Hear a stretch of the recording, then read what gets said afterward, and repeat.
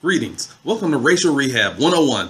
This video will help people understand some of the racial problems we have going on, how that relates to law enforcement, and things that can be done to help resolve the problem. The first step to resolving any problem is to define what the problem is. And America overall is still stuck at the first step. We don't agree on what the problem is. We don't even agree if there's a problem at all to be talking about. So this video is going to try to resolve that issue once and for all. Yes, there's a problem! There's a problem with policing independent from race. There's also a problem with race independent from policing. And when these two problems intersect, you get kaboom! I'll focus on the black and white divide, despite the fact that a lot of the arguments that I make can be also said about the Hispanic, Latino, and Native American populations, as well as others. But a rising tide will lift all boats and benefit all populations. My next video will focus on policing. My final video will focus on the solution. I have a dream that my 4 little children will one day live in a nation where they will not be judged by the color of their skin, but by the content of their character. I'm pretty sure that judging people by racial profiling or their existence in a high crime neighborhood doesn't count as content of character. Otherwise, Jesus would be the most suspicious person alive in today's America. And with that said, I come to my first point. And that is that black people tend to be subconsciously feared more and arouse more criminal suspicion than whites. And I happen to know a video that's very successful in helping me to make this point. The key will be to get people to actually watch it.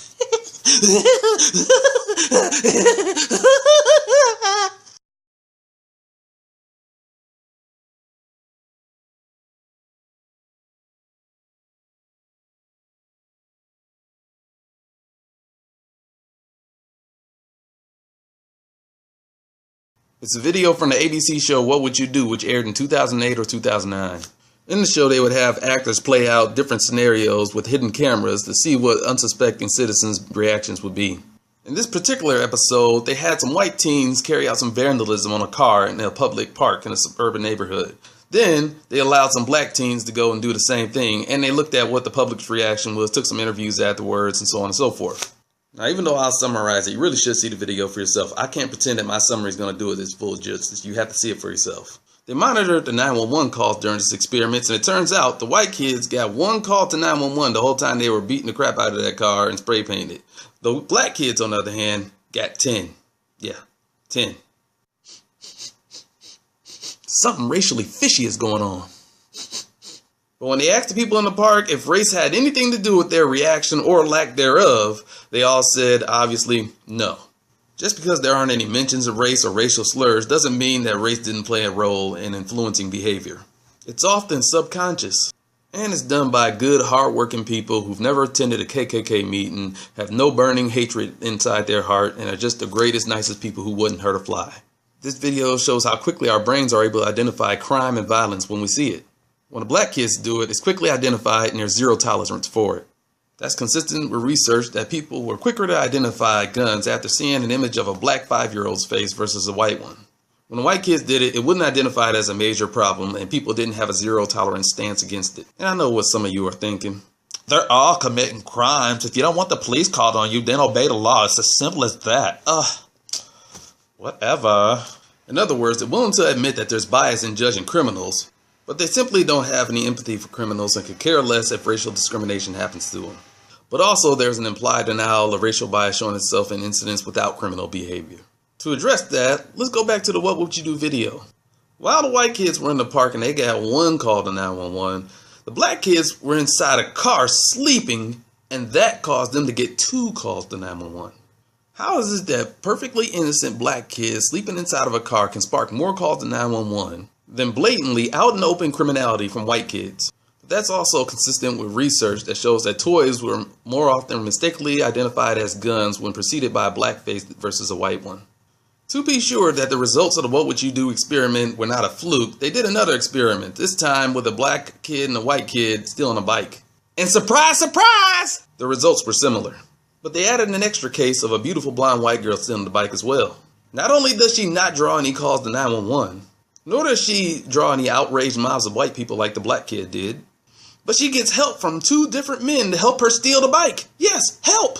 Now, if this experiment was done just between the white male and the white female, There wouldn't be many people surprised that men would see a damsel in distress and trip over their own feet in order to help her do whatever she wanted to do, even if it was criminality. It's easy for us to believe that people are treated differently by gender in situations where their gender shouldn't play a role at all. Heck, we even expect people to have different treatment based on whether they're a blonde or a redhead. But if the difference in color moves from the hair to the skin, then suddenly we're like, race had nothing to do with it. Don't even bring it up. Race had nothing to do with nothing. People get personally defensive even though the claims of race or racism have nothing to do with them. When faced with evidence like this, where sleeping black kids are bigger threats than criminal white kids, or studies that show that blacks in college are hired at the same rates as white high school dropouts, or when faced with studies that show that resumes with black sounding names are less likely to get calls back and responses than resumes that have white sounding names. Eventually the denial has to stop and we have to face the truth that's right before our eyes. Implicit racial bias is real. We can all identify and agree upon the explicit racism when you see it, but it's the subconscious implicit racial bias that people are in denial about. And we all have racial bias, including black people.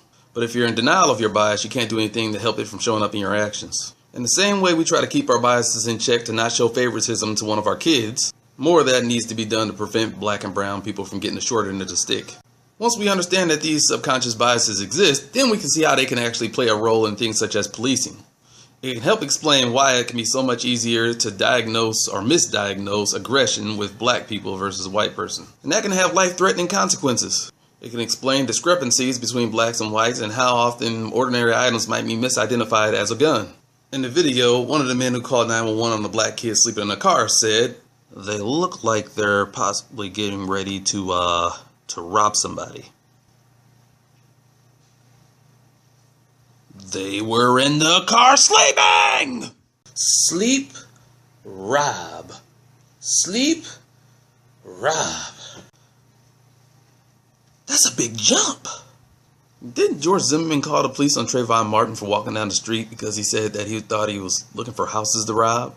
Phantom criminality is real, and it can be quite annoying for us innocent black people who want to be judged by the content of our character. I'm going to save my remarks on policing for my next video and spend the rest of my time talking about this. Why do we struggle to admit to racial differences in the treatment of blacks in today's society? Besides the fact that some of us struggle more than others to empathize with people who are walking in different shoes than we have on, I'm going to talk about two driving factors: hypersensitivity to race and the color buying philosophy. And they both go hand in hand. If this is not the first video you've seen me in, you probably heard me talk about racial hypersensitivity. It's when people are sensitive to race being brought up and they react in exaggerated and dramatic ways that they wouldn't act in other situations where race is not a main factor. Think of it like an injury that makes you lash out whenever someone accidentally brushes up against it. We see examples of racial hypersensitivity in examples such as, "Hey, let me tell you a little story real quick. You know that lawnmower I got in the garage? Well, this white boy that lives down the street, he borrowed that lawnmower from me." Wait. Why you had to mention that the guy was white? That has nothing to do with what's going on in your story. Why'd you even have to mention? Why bring it up? "Well, I mentioned that it was a boy, too. You didn't have any problem with that. Could have been a girl. The gender had nothing to do with nothing either. How come that didn't make you mad?" As you can see, there are a lot of irrelevant facts that can be mentioned in stories. But it seems like only race tends to just make people's heads spin circles. And that's because we're sensitive to it. "It hurts when I hear it." Who said Black Lives Matter? Who said Black Lives Matter? Stop saying that! All lives matter! I'm making light of the situations, but if you were to say that hummingbirds fly, nobody's going to tell you that all birds fly. There's definitely racial hypersensitivity at play. We see it when we get mad about the existence of a BET, but we don't care that there's a WE TV, Women's Entertainment Television. We see it when we get mad about the existence of a HBCU, a historically black college and university, but we don't care that they're all girl or all boy schools. But hypersensitivity works in both ways. When a high-profile case alleging racism or racial discrimination comes up, blacks who have been victims of similar racism and discrimination are going to be sensitive to the issue and more likely to assume that it exists in this case as well. Similarly, whites who have seen false claims of racism or seen it used to slander the lives of others lead them to be more skeptical of these cases and not want to discuss racism at all. And this leads me to the colorblind theory. People who believe in the colorblind theory suggest that in order to achieve the Martin Luther King dream, we should stop seeing race and talking about race altogether. I mean, what better way to not judge people by the color of their skin than to not be able to see it at all? It deceptively sounds like a good idea, but it's not. First reason why it's a bad idea. This theory only works in a perfect world without racism. Sure, race is not a biological thing that you can scientifically quantify. It's all made up in our heads. But not everybody knows this, and we know that also subconsciously racial biases do impact the actions that we take. So we're not allowed the luxury of pretending we don't see it, especially those of us who suffer the most from that racial bias. To say that you cannot see race means that you're less likely to see it when it's actually happening. And the denial of racism and discrimination can be just as harmful as the racism and discrimination itself. If you're colorblind while watching those cars being vandalized by those kids, then all you saw were 11 phone calls to police. You didn't recognize that 10 out of the 11 were because the kids were black. Being colorblind is like playing peekaboo. Just because you can't see it doesn't mean it's gone away. 2. Believers in the colorblind theory often insist that we use race as the last resort for explaining why something happened. But do you know any other rationales that are given last consideration for explaining any type of phenomenon? It's not until you've ruled everything else out. That's when you're allowed to put race on the table.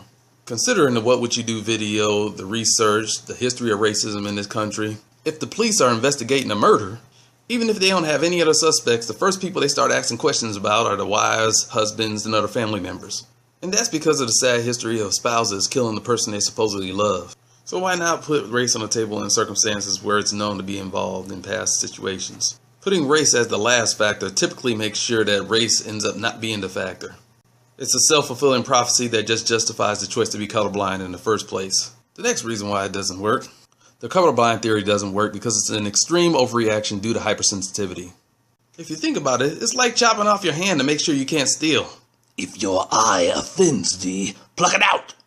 So in order to make sure I don't discriminate by race, I'm gonna make myself colorblind.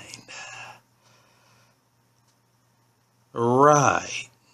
We don't get rid of sexism by trying to pretend that gender doesn't exist. Heck, we don't get rid of any problems by pretending that they don't exist. So why pretend that we don't see color? Hey, who did that?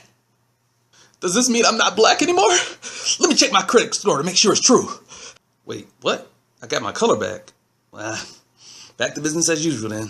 I was online and somebody had told a story to me about how they were talking to somebody else and they were trying to describe to somebody else what a certain person looked like. Then the person bragged because they described the person when using every feature you can name in the book except for race. So when the person they were talking to said, "You mean the black guy?" that's when they felt proud of themselves because that's when they first realized that they didn't mention the person's race and they, were glad because they were colorblind in the moment. But I'm thinking to myself, you could have saved about half that time you spent explaining what this guy looked like just by saying that the dude was black. And this isn't a game of taboo. You don't get points for avoiding the word black. You could have chosen not to mention that he was a male or tall or had a mustache, but you chose to choose black. It doesn't matter. You ain't getting no points for it. He could have omitted mentioning a whole lot of other features, but why does he think he's going to get points just because he forgot to admit that the guy has brown skin? Don't we raise our kids to recognize the colors of the rainbow? And you think that's going to turn them into racist? No, it takes a little bit more than that. I'm hair blind. I didn't even recognize that you had short hair. I'm an equal opportunity hairist. Number 3. It leads people to call victims of racism the racist and falsely accuse them of throwing a race card. Think of the black kids who were vandalizing the car. If none of it was recorded, we didn't have the 911 takes, if one of the kids were to say, the only reason they called the police was because we were black, tell the truth, many of y'all would have responded with, why does he have to throw the race card? Race has nothing to do with anything. Slavery was 150 years ago. Get over it. Quit looking for a handout and start blaming other people for your problems. But since there was a camera and they were doing the experiment, we now know that the kid would actually be right to say that. And you can only imagine how often black people have had their claims of racial discrimination dismissed. Not just dismissed, but boldly dismissed. This doesn't mean to say that false claims of racism don't happen. They absolutely do. There'll always be people of every color that are giving too much credit to the man for holding them down. Some people say the white man, some people say the Jewish man, some people just say the man.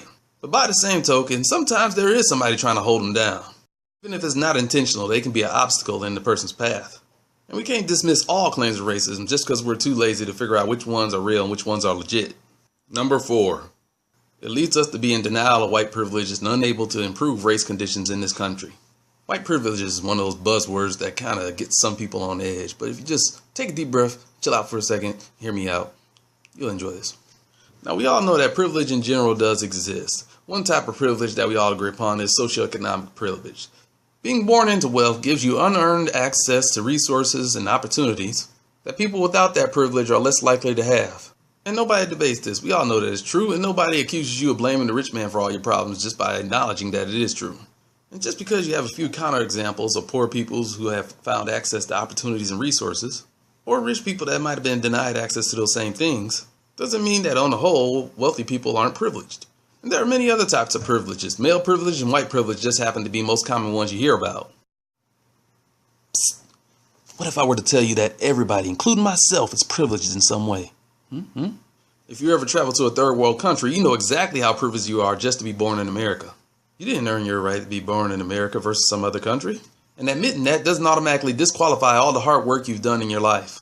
I've actually used my tall black male privilege once to escort a short white male out of a restaurant where there was a mob of people waiting outside to beat him up. I knew they were too scared to try to do anything to me, so I just told the guy to stay close to me, follow me to my car, and I'll make sure he gets home safe. I also used that same privilege to stop a guy who had anger management issues from getting physical with his girlfriend at the grocery store. In different scenarios, there are some situations where you are privileged and others where you're not, through no fault of your own. Nobody chooses to be born into riches. I didn't choose to be tall, dark, and handsome. So if you misinterpret white privilege as blame the white man, realize that it has nothing to do with blame at all.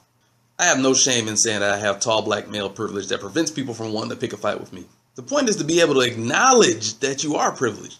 That awareness allows you to use your privilege to help somebody else who is not privileged. And that's exactly what I did in the situation I just mentioned. But if you're in denial about your privilege because you're too caught up in your hypersensitivities about feeling blamed, then you can't help your neighbor out when you're in a position of power that can make a difference in somebody else's life. With great power comes great responsibility. In a majority wins democracy, minority populations tend to lack the power to be able to move the needle and get the attention of politicians to make things happen. They require attention and empathy from the majority in order to get things done. And that's why you can see a lot of protests on the streets in order to get people's attention about what's going on in the lives of minority, because we're so separated in our lives, we really don't know what's going on in other folks' lives. The same qualities that make me privileged in one scenario can work against me in another scenario. That same fear of a tall black man may make it less likely for somebody to come up to me and greet me. It may make people lock their car doors or clutch their purses a little closer when I walk by. Or it could make the difference between whether or not speaking my mind to an officer I'm upset with, for valid or invalid reasons, is viewed as harmless free speech or viewed as a threat to their safety warranting an escalation. Just like there are privileges for being male or white, there are privileges for being female or black as well. One demographic's privilege benefits package might be a whole lot better than the other, but that doesn't mean that privilege doesn't exist in the other direction as well. And when the privileges you lack can lead to some pretty negative consequences, it's easy to forget that you actually do enjoy some other privileges in life. Your ancestors don't even necessarily have to be slave owners in order for you to benefit from white privilege. If you're here and people perceive you as black or white, then there's going to be certain privileges and lack of privileges that are going to come with that. Talking about privilege is a statement of fact, not a statement of guilt. It's about being aware of the privileges so that you can be a part of the solution towards making society more fair and merit-based, as opposed to being based on other factors that shouldn't play nearly as large of a role. So that's all I have to say about the race problem America has right now. I can't talk about everything involving race in a little video, but this is a 101 course, so we gotta start somewhere. Be on the lookout for my next video that's gonna focus more on law enforcement. Thanks for watching Racial Rehab 101. I'm Russey. Until next time, peace, love, I'm out of here.